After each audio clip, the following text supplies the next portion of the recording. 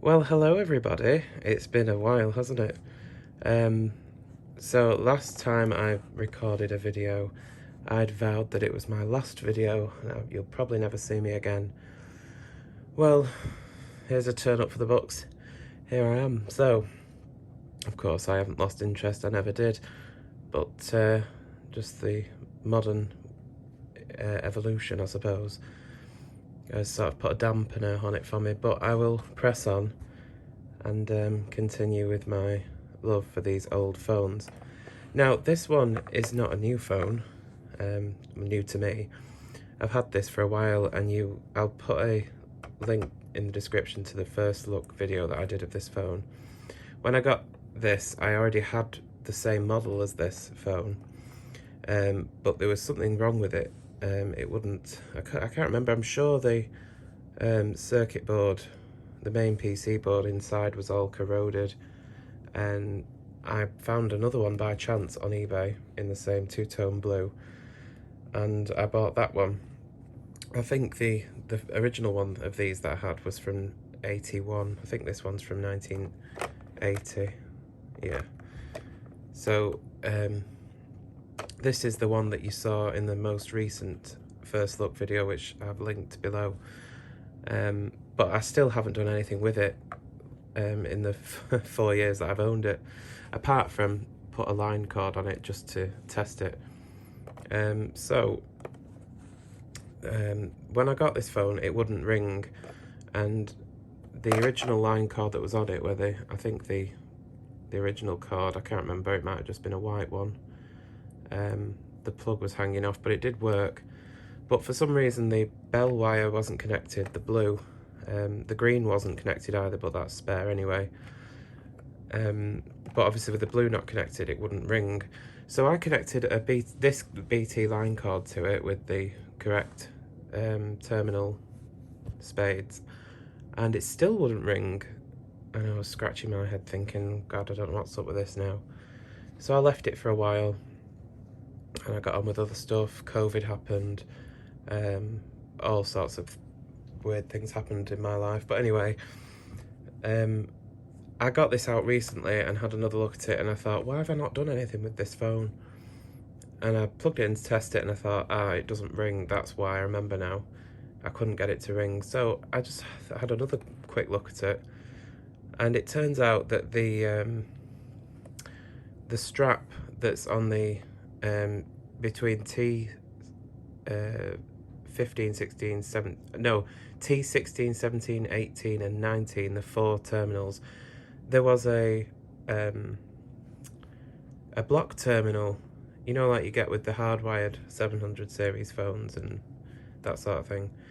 The little rectangular block terminals, originally they had a strap in one of those, and it was connected to the T16 and 17, I think, in the PC board on this, and it wasn't connecting the terminals together properly, meaning it wasn't completing the bell circuit, and the bell or tone caller wouldn't ring.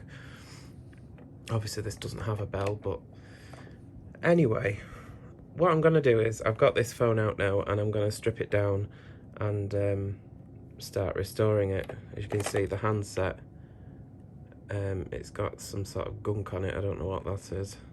I did already take this out because it's quite tricky, and I didn't put it back in because I thought I'll only have to take it out again when I do something with it. So I left it out. But it has lost a little bit of its colour. It's still pretty much the same colour as it was when I first showed it you, but it's not quite the right shade. It has aged a little bit, so I'm going to try and restore the colour either with sanding or acetone. I'm not sure yet. The peroxide retro bright method never works. I've always found that once you've done it, after about 3 or 4 months, it goes back to the way it was before. It doesn't last. So if you're thinking of peroxide treating something with sunlight and hair peroxide, it doesn't stay, it just goes back to the way it was. But yeah, this phone's in good shape, really. It's not too in fact, there isn't really any scratches on it. It's just like light scratches if I hold it in the light. You can see they'll just polish out. There isn't really any deep scratches. That's just cosmetic on the back. Some of the keypad numerals are a little bit yellowed. I don't know if you can really tell in this light, but they're a little bit yellowed. I'll just take the cover off, which this screwdriver incidentally is too thin really, so I wouldn't recommend using a thinner screwdriver on this screw because you will gouge it. But I've had this off already, so it's not tight, but you may find if they've not been off in a while, these screws are quite tight. So I'll just take this out, pop that off. So it has got the line card that's on it was just, you know, I just shoved it on for the time being. This is for a 700 series type phone, although this technically is a 700 series phone, like a 746 or 706 type. So the keypad, everything, I've not changed anything in this phone, I've left it original, apart from the handset, because the handset card, I did replace this. It is a genuine original post office one, it's not an aftermarket one, but the cable restraint was damaged, so I switched the card over from the other Trimphone that I had from, which, you know, and put it on here. But everything else is original. Keypad here, which will need, it's in good shape. Everything looks okay on it. These buttons will need looking at because they are a bit, what's the word? They're a little bit stiff to press, so they'll need a bit of lubrication and cleaning and stuff. But yeah, you can see 1980 on that keypad, as is the ringer. And let's have a look at the date, if there is one. We see, yes, there, 80. So that is very much likely the original circuit board. Quite easy to dismantle these phones. There's just a little screw there that holds the, we'll actually look at the phone and not through the viewfinder. A little screw there that holds the tone caller in place, and that'll just lift out, and a screw just on the underside here to remove the main PC board. Then we unscrew that, and there's two little lugs here, you just have to slide it out from under. And that is everything removed from the base.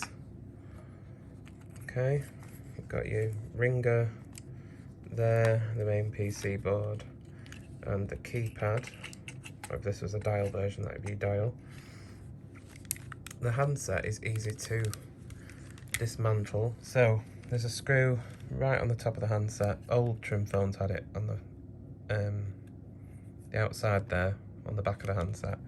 Once you've undone the screw, take that out, and then the little cover here just comes off, and there you can see the receiver, which is original there, and the transmitter, which is also original. However, I think what I'll do with this, I'll get one of those electronic ones and fit it in here, because it will give a better transmit. But we'll see. I'll give it a good bang on the table, as it were, and see if I can get the carbon granules to free up. So this little spring clip here holds the thing in, the transmitter in place. So you just need to press it down, which is hard to do with one hand, and you sort of push it forward. There we go. and it lifts up, and then you can pull that out. So you just need to note where these wires went, and then use a pair of pliers to undo those two bolts there, and the one on the transmitter, and then undo that screw that holds the white one there on the edge of the transmitter, and then you can just remove these connections. There's your receiver out the way, and your transmitter will lift out as well, like that. That's what that looks like. And of course, you can then pull the little tube. Obviously, what you're talking to there on the transmitter goes up that tube and then up to the transmitter, which is actually located up here. So the transmitter isn't actually in that part of the handset.